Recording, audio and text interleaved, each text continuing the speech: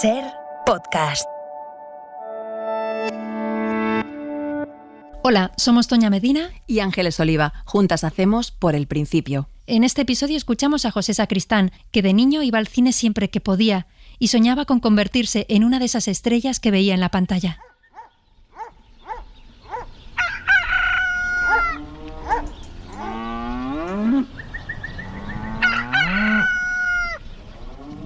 Vengo de gente del campo, ¿no?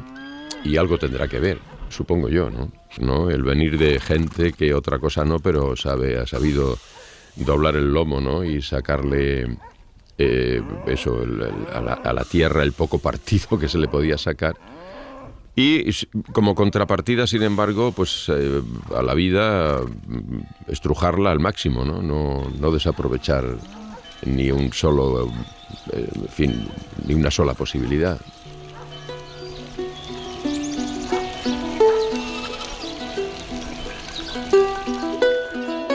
De gente de campo viene José Sacristán y nunca lo ha olvidado. Aún recuerda los olores de Chinchón, su pueblo natal, ahora que está a punto de cumplir 80 años y ha hecho más de 120 películas. Su filmografía es la historia de nuestro cine. Fue una de las caras más visibles del cine de la transición y del landismo, ese género de actores magníficos encabezado por Alfredo Landa. José Sacristán ha sido uno de esos actores de oficio que se hacían 2 y 3 sesiones diarias en el teatro, que viajaba durante meses enteros de gira. Eran los tiempos en que ser actor en España poco tenía que ver con el glamour y la fama. Cineastas jóvenes que exploran nuevos lenguajes como Carlos Bermud o Javier Rebollo han contado con él en los últimos años. Ha llegado al público familiar con la serie Velvet y ha pasado los últimos 4 años por Argentina, Chile y España con la obra Caminando con Antonio Machado. Ahora recorre el país con Muñeca de porcelana, de David Mamet, una obra que estrenó Al Pacino en Broadway. Está grabando la serie de televisión Tiempos de Guerra. Acaba de estrenar película y el Festival de Almagro le ha hecho un homenaje por su carrera. La historia de Pepe, o José Sacristán, es una historia de perseverancia.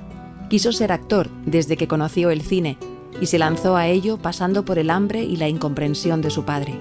Nunca desgajó las raíces de Chinchón, un pueblo a 44 kilómetros de Madrid, donde empezó todo. Es una historia que merece ser contada comenzando por el principio. Por el principio. Por el principio. Por el principio.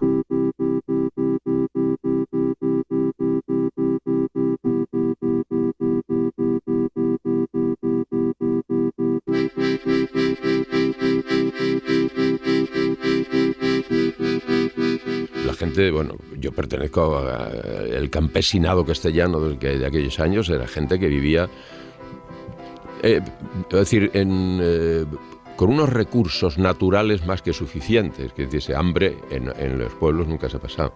Y lo demás que había, pues era lo que había en los pueblos. Yo nunca he tenido la noticia, salvo cuando llegamos a Madrid, de lo que era un poco ser pobre o ser rico, ¿no? Porque eres pobre o eres rico en función de las referencias externas que ves, quién tiene unas cosas y si tú las quieres tener o no.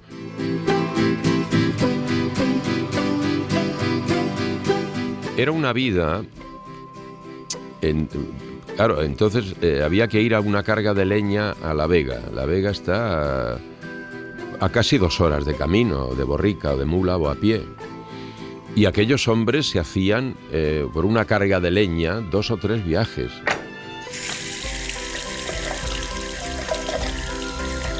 La idea de que tú ibas al grifo a abrir y lo normal es que no saliera agua. Era lo normal. Entonces un día, para sorpresa, salió agua. Y otro día salió hasta agua caliente ya.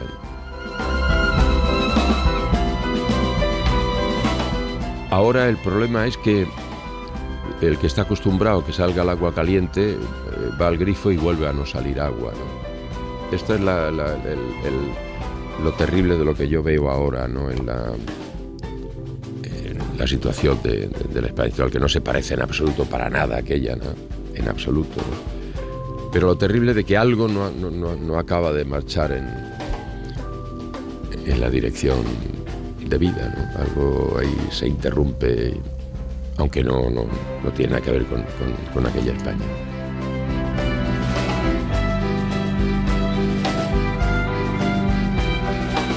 Ni coche, ni radio, ni retrete. Con el candil había que ir al corral por la noche. En la casa familiar había bodega, cuadra, una cueva en la que esconderse de las bombas, el lagar para pisar la uva y la cámara, una buhardilla donde ese niño gordito criado con puré de harina de almortas se escondía a jugar. Allí descubrió un sombrero de su abuelo, guardado en una caja. Ponérselo era subirse a la alfombra voladora y entrar en los mundos mágicos de los cuentos y las películas. Tenía un trabajo en la casa para los señores, para lo que trabajaba, que era además de bozo de mulas. Él los llevaba a los señores de un lado a otro, era como el cochero, y cuando hacía de cochero él se ponía un sombrero que se conservaba allí, y yo ese sombrero para mí era el sombrero de D'Artagnan. Fíjate, había un mundo de fantasía que desde mi más tierna infancia habitaba en mí. No sé, me imaginaba historias y un montón de cosas.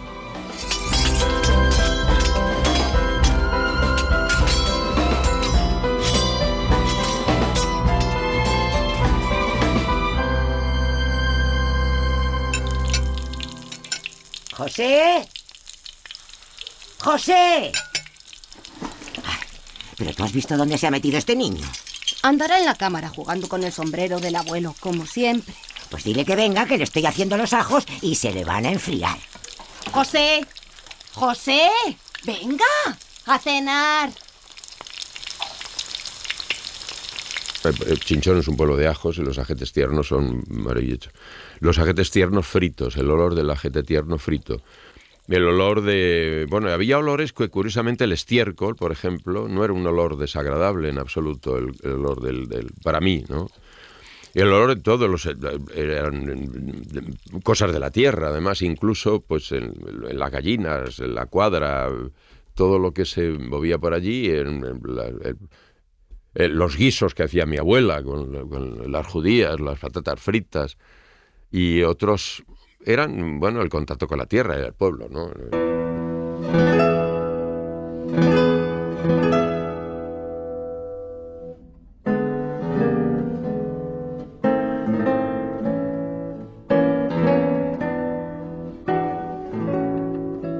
José Sacristán nació el 27 de septiembre de 1937 en medio de la Guerra Civil. Hijo de Natividad Turégano y Venancio Sacristán. Su padre era un hombre de carácter fuerte, curtido en la vida dura del campo. Militaba en UGT y el Partido Comunista en la clandestinidad y por eso estaba en la cárcel cuando José nació. Su madre iba y venía a visitarlo en prisión. José se crió con ella, su abuela y sus tíos en la casa familiar. Era la autoridad misma, mi padre. Para mí era la autoridad moral, además. Era la autoridad, y entonces yo era el último que bajaba a jugar y el primero que subía. Y había una observancia también casi estaliniana. Yo, mi padre ha sido el último estalinista que ha quedado en el planeta Tierra. En fin, pero la noticia que me llegaba de mi padre era un hombre del campo que en principio había sufrido el fallecimiento de sus dos hermanas y de su madre, y luego poco después murió su padre, y que, bueno, se hizo cargo de su tío. Tenía una casa en la que yo nací, que se la heredó mi padre, unas tierras y una taberna que tenía, que la taberna ya desapareció. Pero todo eso eran noticias que a esa edad yo ni las ordenaba, ni era capaz de valorar, ni hacer ningún juicio de valor, claro.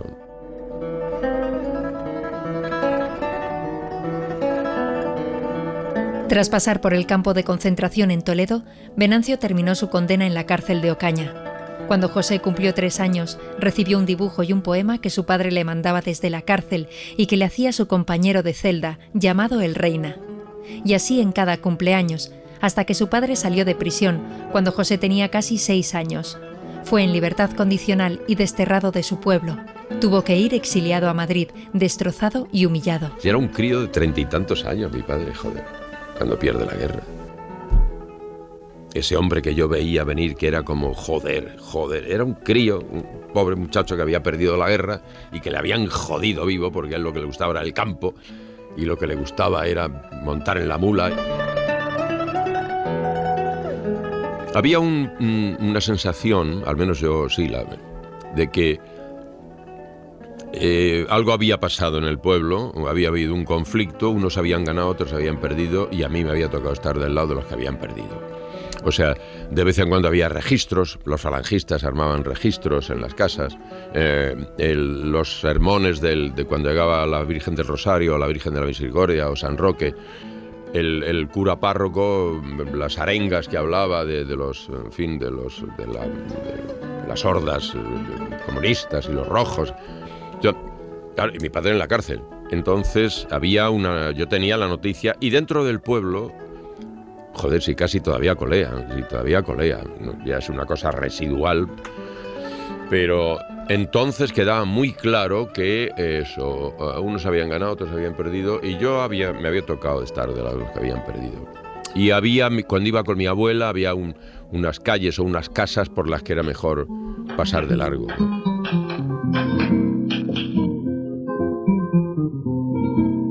San Antonio bendito, pido todas las mañanas a San Antonio bendito, con devoción muy cristiana. Dame salud a Antoñito y también a la hermana. Cántalo, chiquilla, cántalo, para que te escuche el niño Dios. Otro fandanguillo cantaré con mucho fervor y mucha fe. La Nati era la hostia, la Nati era, aparte de que cantaba muy bien, ¿no? Mi padre cantaba más flamenco ya grande, se atrevía con la soleá, con la sigrilla, con las charas. Pero la Nati eran fandanguillos, fandangos, medias granadinas, colombianas, guajiras. Pero lo que era además una mujer muy bella, y mi padre también era un hombre, conservo fotografías de cuando eran jóvenes, ¿no? Cada santo del día dedico yo mis cantares, a cada santo del día las coplas tengo a millares, pero a la Virgen María ni canto por soleares. Cada chiquilla cántalo para que te escuche el niño Dios. Otro fandanguillo canto yo, este es el tercero y se acabó. Vaya luna de baile que no ha salido. San Antonio bendito, pido todas las mañanas a San Antonio bendito, con devoción muy cristiana. Dame salud a Antoñito.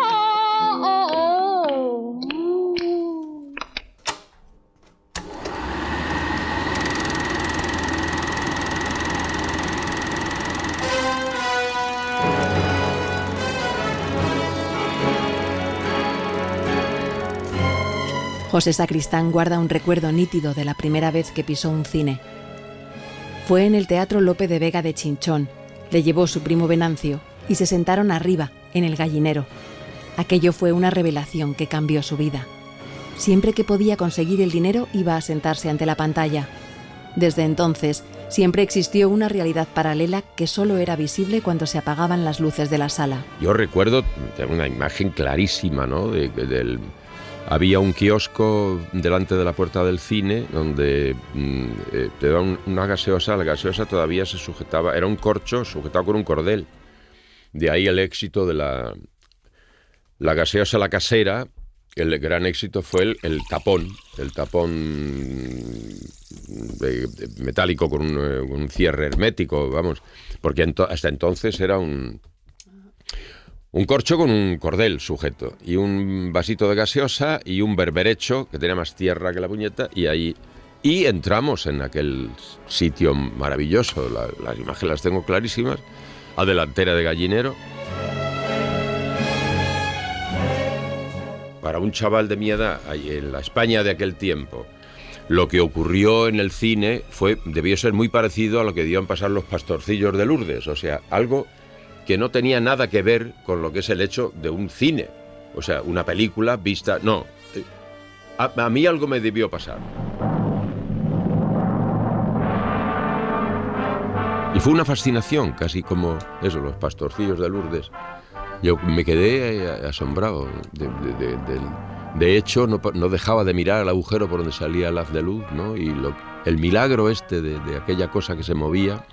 y en la que aparecían unos seres humanos, pues eran aventuras, Quiero recordar que la primera película era una de series, ¿no? De esas de Fu Manchu o de...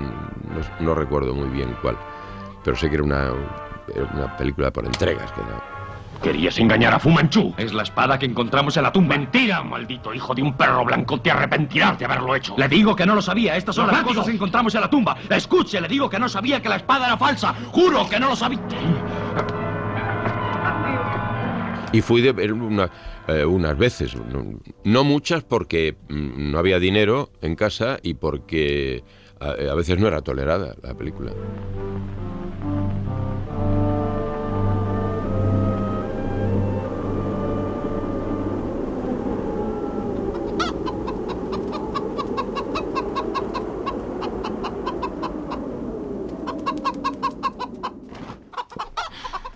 Toma, hija, llévate estas gallinas, que te vendrán bien. No, madre, que ya sabe que luego me pueden parar en la aduana. Pues al menos llévate el queso que nos ha dado la María.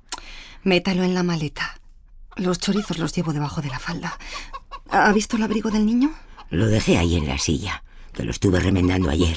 Aquí está. Venancio ha encontrado una habitación donde quedarnos. Cuando lo tengamos todo arreglado, le mando un telegrama y se viene. Sí, hija. Tú tranquila, que yo aquí me apaño. Ve con Dios.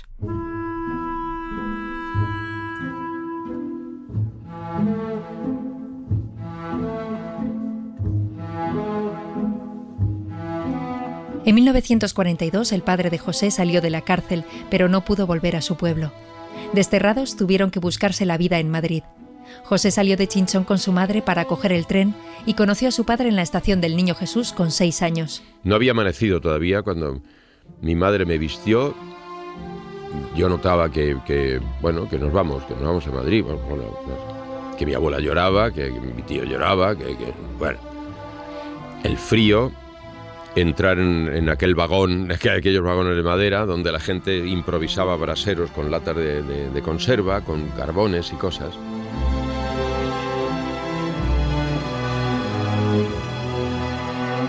Y esa cosa clandestina, ¿no? Llegaban las mujeres, como yo era un crío, pues se levantaban las faldas y algunos por hacer extraperlo y otros simplemente para llevar las cosas que en los pueblos eran más fáciles de conseguir, llevarlas a los familiares en Madrid, y llevaban colgados chorizos, cosas de comer.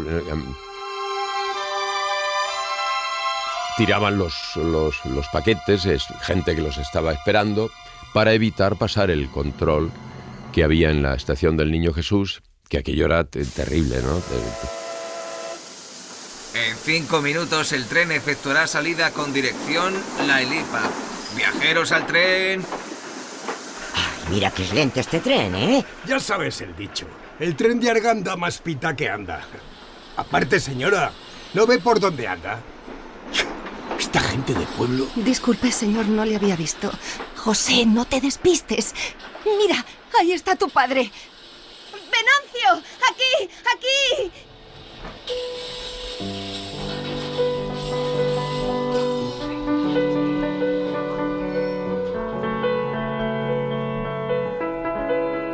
En los años 40, después de la guerra, España estaba devastada. El régimen de Franco cerró sus fronteras e impuso un modelo de autarquía. El país vivió un retroceso de 150 años y la falta de bienes básicos potenció el mercado negro y el extraperlo. Como respuesta, los controles y aduanas eran constantes y la picaresca para evitarlos también. José y su madre llegaron a Madrid en el tren de Arganda hasta la estación del Niño Jesús, muy cerca de donde está ahora el hospital del mismo nombre. La estación acogía una sola línea de tren de mercancías, aunque en momentos puntuales también llevaba viajeros. Esa ruta comenzó a funcionar a finales del siglo XIX y fue abolida a mediados de los 60. Ahora, en 2017, se ha logrado recuperar parte de esa vía estrecha y se ha terminado de restaurar una locomotora de vapor de la época. Este invierno han podido hacerse en ella 4 kilómetros del recorrido que hacía el tren que se hizo famoso por el dicho popular el tren de Arganda más pita que anda por su enorme lentitud.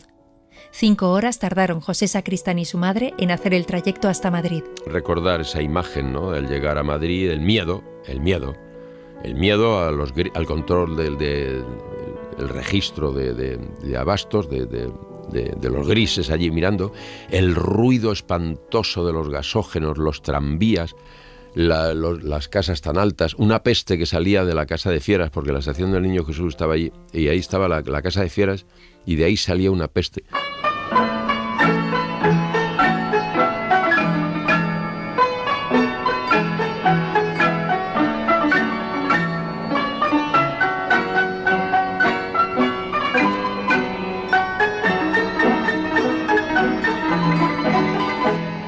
En ese Madrid de la supervivencia, la ciudad era un hormiguero que acogía a familias que venían del campo. Fue una ola migratoria de tal calibre que supuso el abandono de pueblos enteros. Una vez en Madrid tocaba buscarse la vida como fuera. Un empleo no era suficiente, así que se encadenaban varios trabajos hasta hacer más de 14 horas al día. Era muy común que varias familias convivieran en una misma casa, alquilando una habitación con derecho a cocina. Pues había una cama donde dormían mis padres, había un cajón donde se guardaba las astillas, la leña y el carbón para la lumbre, y hay un jergón encima donde dormía yo, y otro jergón que se puso en el suelo, y otro jergón, una cuna pequeñaja donde dormía mi hermano. El piso estaba un legionario.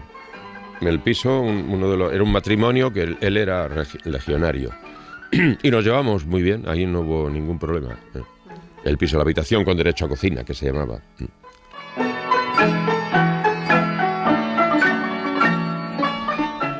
Iba a hacer... Bueno, hizo de todo el Venancio, hizo de todo. Trabajaba 12 horas primero en una fábrica de recauchutados y luego en Coromina Industrial, y después iba a hacer de chico de los recaos a una tienda de ultramarinos en la calle San Vicente, y luego me llevaba con él a vender, porque allí en la tienda aquella le regalaban los sacos y los costales y los vendíamos en la puerta de la Plaza de Toros. Y otra de las cosas que hizo también fue en un almacén de leña, cortar leña. Y ahí estaban un gris que iba al hombre, se quitaba el uniforme, la gorra, eso, y cortando leña con el rojo allí, en una especie de anticipo de la reconciliación nacional. En ese tiempo nació Teresa, la hermana de José, 10 años menor que él. Nació con 10 años y me vino a complicar la vida, la Teresa. Porque yo tenía que hacer de niñera. Mientras los demás iban a jugar, yo tenía que cuidar a mi hermana. Menos mal que había una vecina que tenía una hermana de la edad de la mía y yo se la endosaba.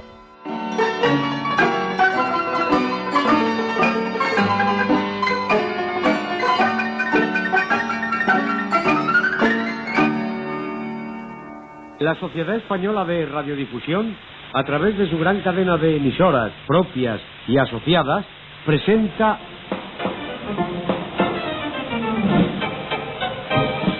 Matilde, Perico y Periquín. Un programa colacao para niños y mayores.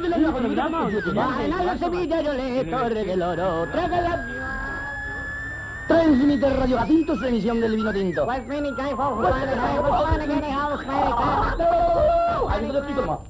Todo esto lo puede evitar adquiriendo un receptor Telefunken. Varios modelos, varios precios, pero una sola marca. Telefunken.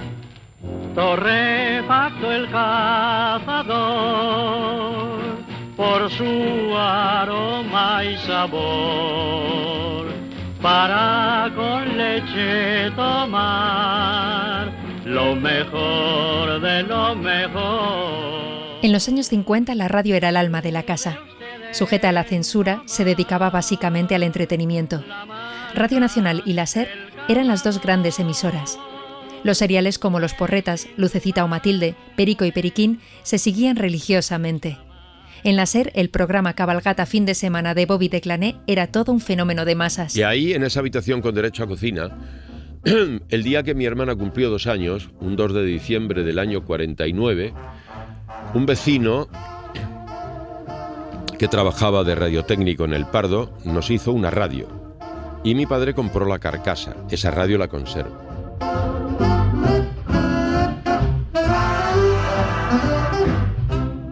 Esa radio mi madre le puso en la cocina una palomilla y era como un altar, era como la Virgen del Pilar o San Roque. Y ahí en esa radio uno escuchaba a Bobby de Glané, a Tipi Top, a Matilde Perico y Periquín, Estampas y Sainetes, Cabalgata fin de semana.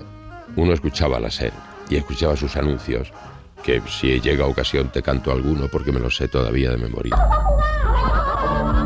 Soy el rico planetino el mandarín, he venido de Pekín de la ilusión. Mi coleta es de un tamaño colosal y con ella me divierto sin cesar. Yo fui socio de la SER y he visto en estos estudios, he venido a ver Cabalgata fin de semana en directo, que hacía el genial Bobby de Glané. Les hicimos un homenaje en Solos en la Madrugada al mundo de la radio. Pues ya lo saben ustedes, hay 3.000 pesetasas para el primero que llegue aquí, a esta emisora, Radio Madrid, vestido de esquimal, que son esos que en vez de gambas comen focas. Pero no olviden, ha de venir con un perro lobo y un trineo. Saquen de sus armarios el trajecito de esquimal y vénganse como el rayo para aquí, donde les esperamos con los brazos abiertos. Y mientras tanto... De nuevo con vosotros, Solos en la Madrugada. Por una vez en la vida, ese extraño salto en el disco no ha sido culpa de Antoñito, nuestro hombre en los botones. Lo siento, ha sido culpa mía. Una despedida pendiente. Y es que hoy es día de despedidas. Por ejemplo, nuestra querida compañera Lola González, alias la Culo de Oro, pues que se nos va a Londres. Desde donde ustedes la podrán oír a partir de octubre en un nuevo programa de cultura y sociedad, como se dice ahora.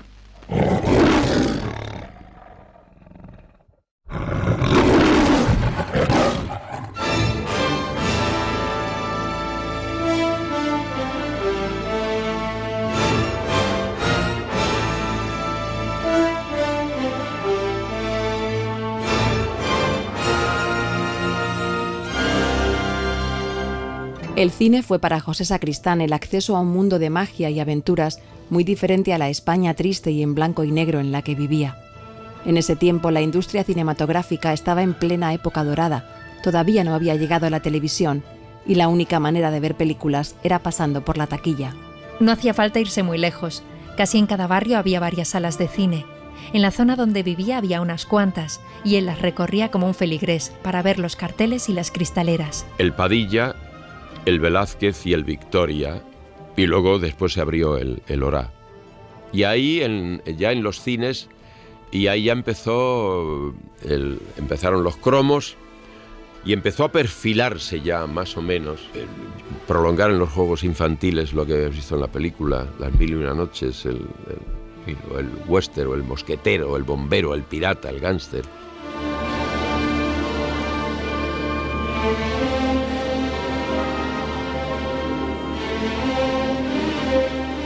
Periódicos, yo trincaba periódicos donde hubiera periódicos y el anuncio de las películas los recortaba y los pegaba en unas hojas. Y coleccionaba también las propagandas que te daban, sobre todo en el pueblo, de la película que iban a dar o la película que daban. Algunos eran unas joyas. Hay quien tiene una colección de estas propagandas que son verdaderas joyas, ¿no?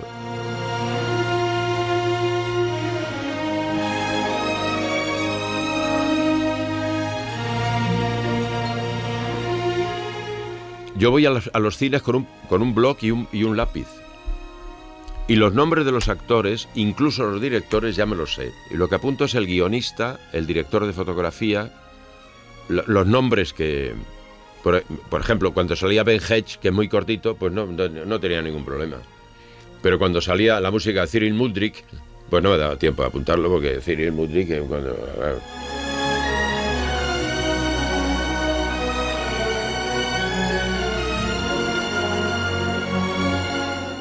Tuve la suerte de que fui al Padilla a ver Las Mil y Una Noches con mi admiradísima María Montez y John Hall y Sabú, y me desmayé. Me desmayé viendo cómo a Turhan Bey le torturaban en una rueda.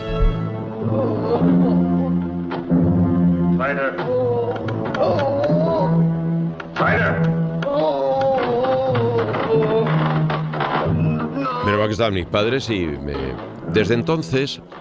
Después he tenido, y hasta hoy, ¿no? Esto es herencia de mi madre, de la Nati. El sistema neurovegetativo juega a veces malas pasadas, ¿no? El neurovegetativo es la parte del sistema nervioso que no controla, ¿no? Y que las emociones Y me diagnosticaron ya de mocito labilidad emocional.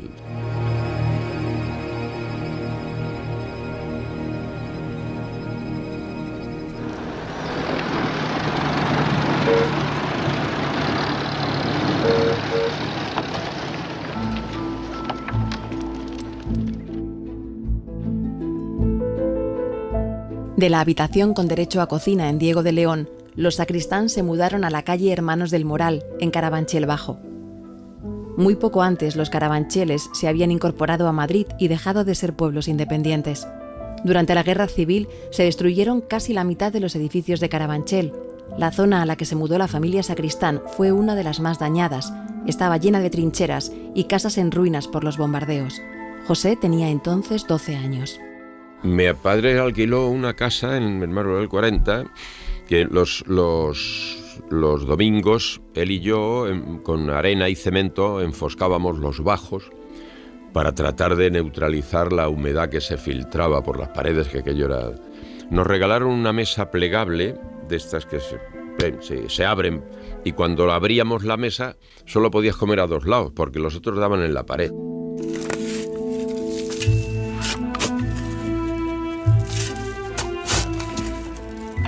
Y de hecho, nosotros, al margen de enfoscar los bajos por la humedad, allí íbamos a comprar. Había en chabolas, que vivían en chabolas, los que recogían de los barrios señoriales de Madrid los restos del carbón de la calefacción, porque mucho carbón no se quemaba del todo. Ellos lo cribaban y nosotros lo comprábamos.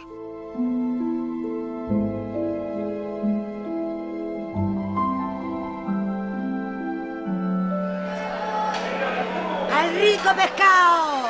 ¡Lo traigo fresco! ¡Lo traigo barato! ¡Al rico pescado! ¡Fruta! ¡Fruta! Tengo peras, tengo manzanas, todo barato. ¿Quiere manzanas, señora?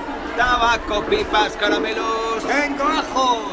¡Ajos tiernos! ¡Al mejor precio! Cuando iban las mujeres al mercado de Legazpi, el pescado que llegaba medio roto, que se había caído, que le había no sé qué, en un cubo, echaban ahí en un cubo y lo iban vendiendo por las casas y ahí le compraba, porque ahí también... Y era una casa, lógicamente, con un retrete.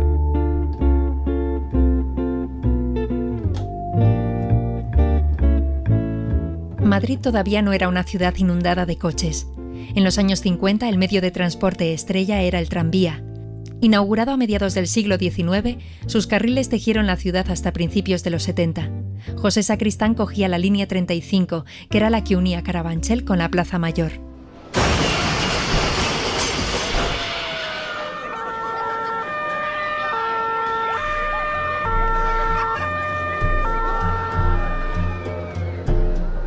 En esta línea se produjo el accidente más grave de la historia del tranvía madrileño.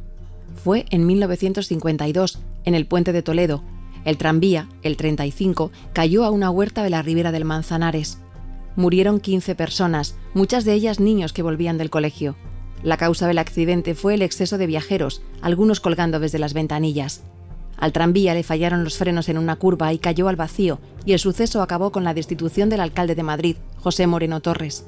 Venía de Carabanchel el 35, que era una masa humana, porque yo no recuerdo haber viajado nunca dentro del tranvía, y correr para ver si alguien te hacía un hueco Ya eso, por eso se estrelló aquel en el río, porque era imposible que aquello frenara con la carga humana que llevaban, ¿no?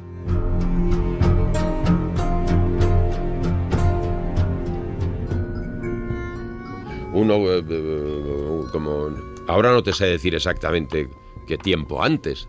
Yo estaba en mi casa cuando llegó la noticia y me acerqué y veía el tranvía caído.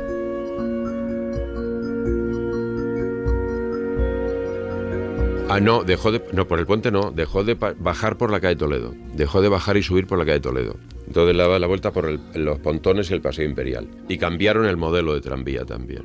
Cambiaron un modelo, unas puertas que se cerraban y se abrían.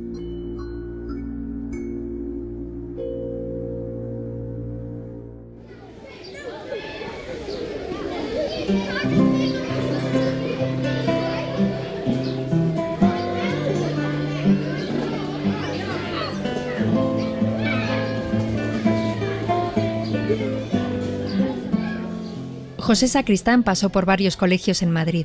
En los Calasancios escapaba para ir al cine a mirar las carteleras. Después pasó a los Manjonianos, un colegio del ayuntamiento. Con 12 años acabó en la Institución Sindical Virgen de la Paloma, un centro modelo de la formación profesional que estaba en la otra punta de Madrid. Su padre lo apuntó para que aprendiera un oficio.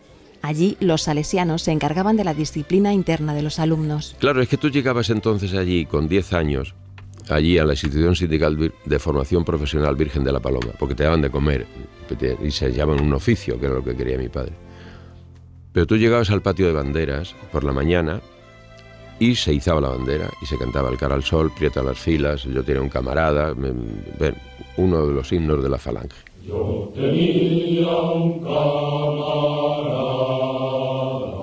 entre todos el mejor, siempre juntos caminábamos, siempre juntos avanzábamos, alrededor del tambor.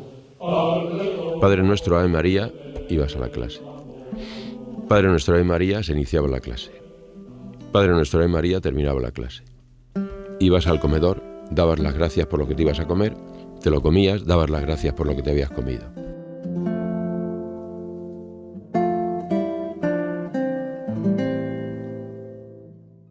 El recreo. Por la tarde, Padre Nuestro, Ave María, la clase de la tarde. Padre Nuestro, Ave María, terminaba la clase. Y todos los grupos, preparatorio, orientación, primero, segundo, tercero, todos se reunían todos en lo que se daba a llamar el oratorio festivo, que era el último lavado de cerebro. Pues es nos reunían a todos y un cura daba unos sermones todos los días. Lexio epistole beati Pauli apostoli ad Ephesium. Fratres, mihi omnium sanctorum minimo data est gratia ec, in gentibus evangelis reinvestigabiles divisias. Durante el franquismo, la Iglesia Católica ejerció una fuerte influencia tanto en la vida pública como en la privada. Se hizo con el control de la educación, ya que el Estado se había desentendido y la Iglesia era la única institución con la infraestructura y el poder suficientes como para encargarse de las tareas docentes. Iglesia y régimen franquista de la mano dieron lugar al nacionalcatolicismo, que adoctrinaba ya desde la escuela con un temario ideologizado y una vigilancia constante de la moral católica. Yo vivía en Diego de León a Cuatro Caminos, de Cuatro Caminos Trasbordo a Estrecho, y de Estrecho a la dehesa de la Villa andando. Había un tranvía, pero no había dinero para el tranvía. Los domingos había que ir a misa allí.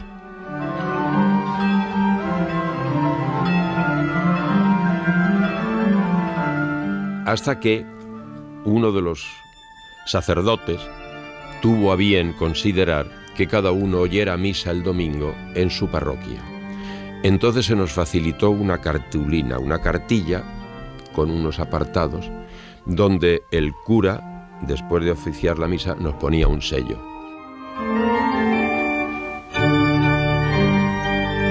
Había que creer en Dios a base de hostias, ¿no? Entonces llega un momento en que la reacción, lógica y naturalmente, llega a ser todo lo contrario, ¿no?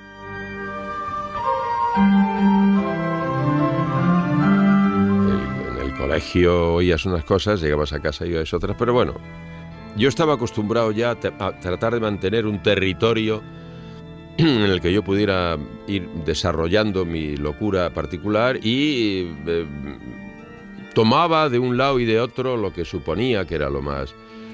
Y de así, pues del colegio recuerdo la tortura de las matemáticas y la geometría y el placer inmenso de la gramática, por ejemplo, la historia y la geografía.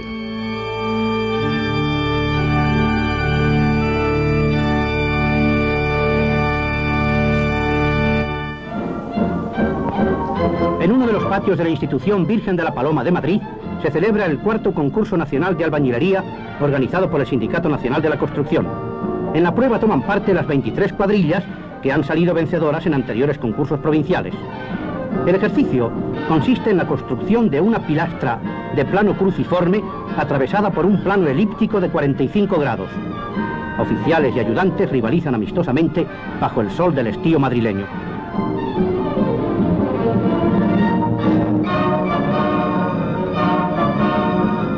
La labor auxiliar de preparar las mezclas tiene gran importancia. Después de terminado el plano inclinado, este es cuidadosamente revestido. En el Virgen de la Paloma, José se preparaba para un oficio con el que ganarse la vida. Este instituto se inauguró a principios del siglo XX como colegio asilo. Durante la Guerra Civil sufrió muchos daños bajo las bombas y hubo que remodelarlo. Se reabrió durante el franquismo como centro de formación profesional. En nuestros días, La Paloma, como también se le conoce, sigue en activo como centro de educación secundaria de la Comunidad de Madrid. Era muy gracioso porque el primer curso era preparatorio, que era cultura general, y en el segundo era cultura general por la mañana y por la tarde un oficio.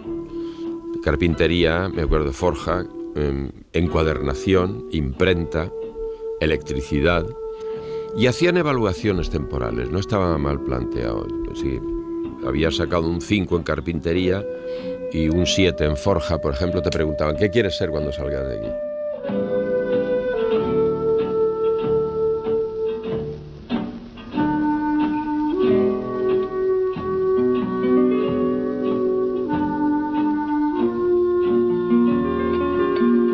Y yo lo que ponía, ¿qué quieres ser cuando salga de aquí? Artista de cine.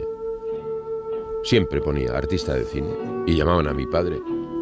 Y mi padre decía, ¿y qué hacemos con él? ¿Qué hago? ¿Le mato? ¿No? Porque, bueno, pues ocurrió, lógicamente, que el segundo curso no lo aprobé. Y ya mi padre, con toda la razón del mundo y todo el derecho del mundo, me dijo, venga, que seas un hombre de mecánico. Aprendí de mecánico en un taller. Y ahí empecé, no había cumplido los 14 años.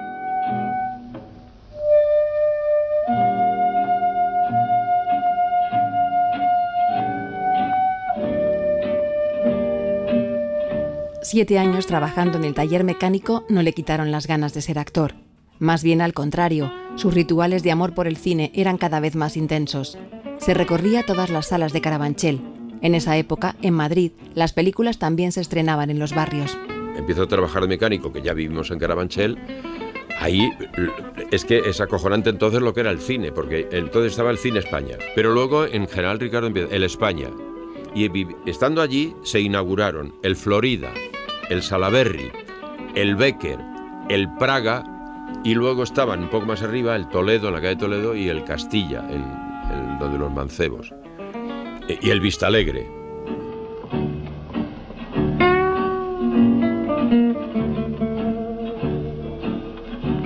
A la salida del trabajo como mecánico en Plaza de España, el recorrido era por las cristaleras de la Gran Vía. Porque claro, yo veía entonces, la primera imagen que yo tengo es la tartera, el chaquetón, un acné que empezaba a salirme que era la hostia, esta nariz que no se acababa nunca, y yo me paro en el Cine Gran Vía. Entonces el Cine Gran Vía, que lo tenía Pelimex, eran películas mexicanas, que casi bueno, ahí están muerto un ciclista y otro. Y las carteleras estaban puestas en unos panos con un cristal. Y yo veía a Arturo de Córdoba, me acuerdo, Irasema Dilian, una gente elegantísima, y yo me veía reflejado en el cristal, con la tartera. Y digo, joder, ¿cómo te vas a dedicar lo mismo que ese señor? Joder, pero pues aquí estás loco, macho.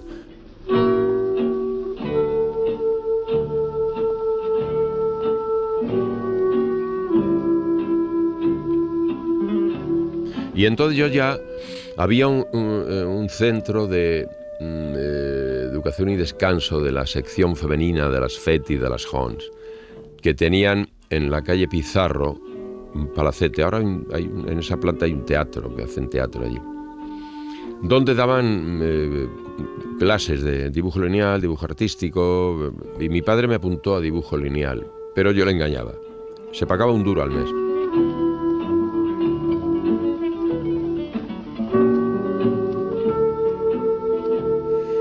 Y yo en vez de dibujo lineal iba a vocalización y canto. Pero se murió y no pusieron otro. Y allí había, al fondo del pasillo, había un salón de actos donde yo veía que iban y ensayaban unos muchachos y unas muchachas y unos señores, porque eran trabajadores de Telefónica, del Metro, de Galerías Preciado, del Corte Inglés, gente de aficionados que se reunían, se llamaban a la Provincial de Madrid, de los aficionados.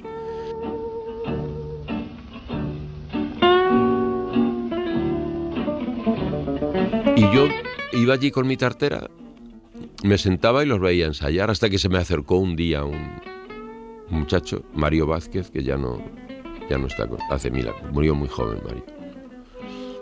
Mario fue la primera persona que me orientó, porque yo heredé de mi padre y mi madre lo de la copla y el flamenco, y él me hablaba de Vivaldi, y me hablaba de Albert Camus, y de Jean-Paul Sartre, y de André Gide, y yo ya tenía 17, 18 años. Y bueno, y ahí empecé con el grupo de aficionados, esto digamos ya ir materializando, porque el comienzo lógicamente era el teatro de aficionados.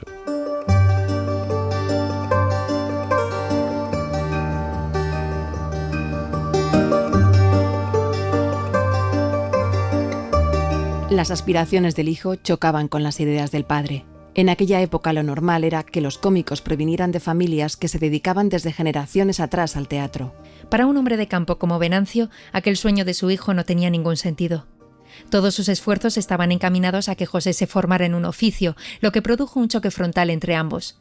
Su madre, la Nati, hacía de mediadora. Pero la Nati era, y lo fue hasta el final, ¿no? En este proyecto del imbécil de su hijo de querer ser tirone pobre, y lógicamente la actitud razonada y razonable y sensata de mi padre de tratar por todos los medios, desde el desprecio, de convencerme de que era una locura. La Nati siempre estuvo en un terreno intermedio, ¿no? Entendiendo con mi padre que es que tú imagínate en el seno de una familia campesina de los años 30 y 40 que le salga un hijo que quiere ser, pero cuando me preguntan si se oponían, es decir, ¿pero oponerse a qué? Nadie se puede oponer a algo que no entienda, que es una marcianada, ¿no? Entonces la Nati estuvo ahí siempre como frontón, siempre como escudo, como tratando, siempre buscando el consenso, que se diría, ¿no?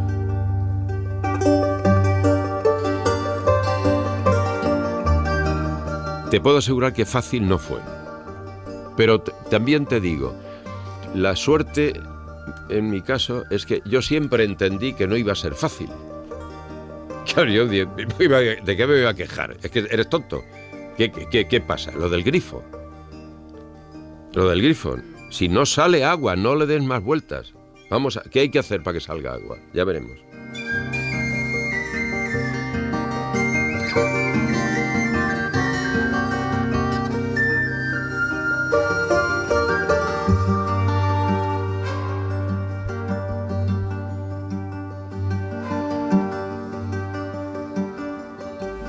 Los de Cavaluenga, tenéis derecho a comer cuando alguien trae al pueblo un pedazo de pan. Sí, claro, muy bien. Este pedazo de pan es vuestro antes que de cualquier otra persona, aunque esa persona también tenga hambre. Porque los cineastas han venido aquí en vez de ir a Tres Cuevas o a Medineja o a Pozo Chico. Buenas, ¿cómo está usted? Yo muy bien, como puede ver. ¿Y usted? Muy bien. Ah, usted es el que viene a arreglar el grifo del lavabo, ¿verdad?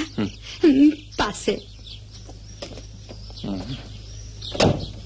Yo me estaba bañando, pero si a usted no le importa, supongo que usted no será un timorato, ¿verdad? Venga. Oh. Este es el grifo y la llave de paso está ahí.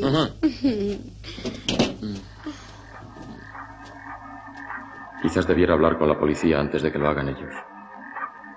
Pero ¿qué garantías tengo de que no se me hayan adelantado? De que la policía no esté ya al corriente de todo. Yo no tengo nada que temer. Soy un político legal, un parlamentario elegido democráticamente, un representante de la voluntad popular.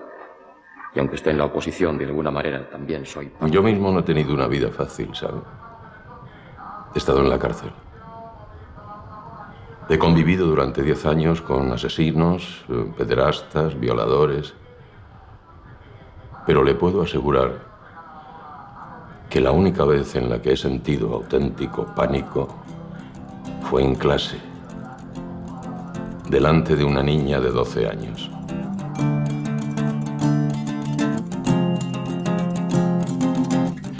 Un día mi padre, yo ya había hecho unas cuantas películas y había hecho, qué sé yo, ¿no?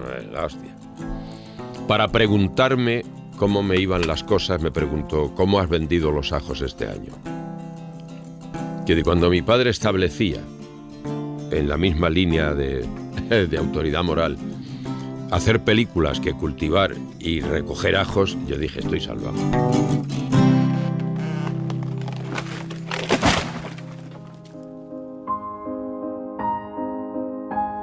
Ese niño de Chinchón, que decidió dedicarse al cine sin que nadie le entendiera, que se forjó como actor en la España más negra, está en la lista de los 20 mejores actores del mundo según el American Film Institute y sigue llenando las pantallas y los escenarios. Cuenta que en el cine que tiene montado en su casa se da el lujo de ver una y otra vez Cantando bajo la lluvia y se la lleva en las giras junto a 7 novias para 7 hermanos para verlas como terapia. Insiste en traer al presente al niño que fue, que le mira contento y es su crítico más importante. No se quita aquel sombrero de su abuelo, con el que se transformaba en gángster o en mosquetero. Sabes que todo esto te lo cuenta el crío también. O sea, yo no pierdo de vista, ni quiero perder de vista nunca al crío que fui. Le tengo un respeto y un cariño de la hostia, ¿no? Porque lo pasó, fue... De la suerte que no fui demasiado imbécil, ¿no? Porque hubo que... para decir, es por aquí y es por aquí. Se ponga el sol como se ponga, ¿no? Y mira, aquí estamos. Y desde ahí, casi siempre, cuando me pongo delante de una cámara, cuando salgo al escenario, cuando incluso cuento cosas, las cuenta un poco el crío que fui, sí. Y conservo de él, además, cosas, la capacidad de sorpresa, ¿no? El comprobar todavía la alegría que me produce ir al grifo abrir y que salga agua. ¿Ah? Sí, sí. O la alegría inmensa que me produce volver a ver una película, ¿no? Es lo feliz que me hace todavía, y no te digo ya, llevar más de 60 años ganándome la vida como actor.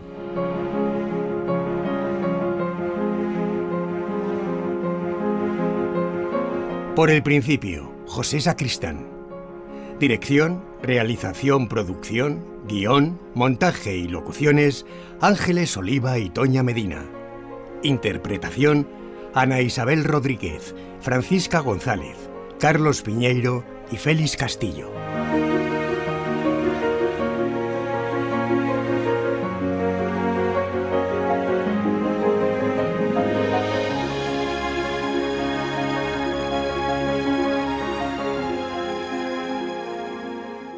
Suscríbete a Por el Principio. Todos los episodios y contenidos adicionales en la app de Cadena SER y en nuestros canales de Apple Podcast, Spotify, iVoox, Google Podcast y YouTube. Cadena SER. La radio.